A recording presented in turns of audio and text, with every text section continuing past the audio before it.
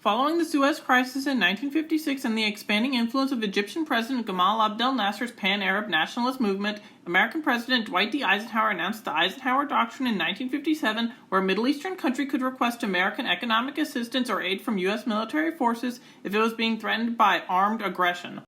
Eisenhower specifically singled out the Soviet threat in his doctrine by authorizing the commitment of U.S. forces, quote, to secure and protect the territorial integrity and political independence of such nations, requesting such aid against overt armed aggression from any nation controlled by international communism, end quote. The phrase international communism made the doctrine much broader than simply responding to Soviet military action. A danger that could be linked to communists of any nation could conceivably be invoked by the doctrine.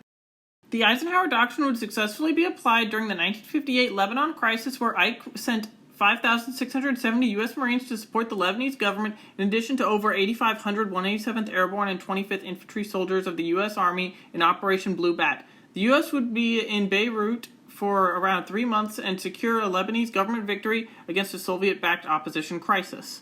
Similar to the Eisenhower Doctrine, the Kennedy Doctrine was aimed at containing communism but was more concerned with the spread of communism and Soviet influence in Latin America instead of the Middle East. After the Cuban Revolution that brought Fidel Castro into power under the Eisenhower administration, Kennedy felt that a Latin American focus would be more in the best interest of the United States. The Kennedy Doctrine aimed to balance military strength in unison against communism with a desire for disarmament and global cooperation during the Cold War.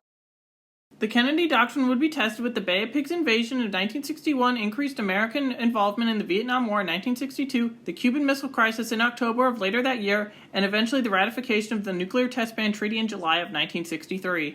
The Nixon Doctrine called for the U.S. to pass foreign security responsibilities to states that have those concerns within their states. Nixon sought not to see American withdrawal from global responsibility, but rather a sharing of responsibilities with American allies within their respective states.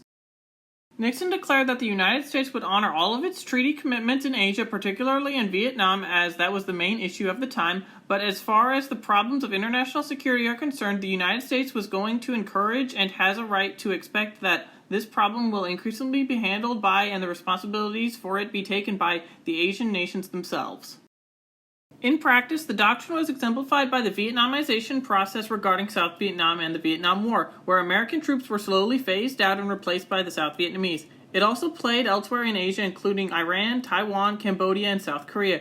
The doctrine was an explicit rejection of the practice that sent 500,000 American soldiers to Vietnam, even though there was no treaty obligation to that country. A major long-term goal of Vietnamization in the Nixon Doctrine was to reduce tension between the United States and Soviet Union and mainland China, so as to better enable that the policy of détente ends up working out.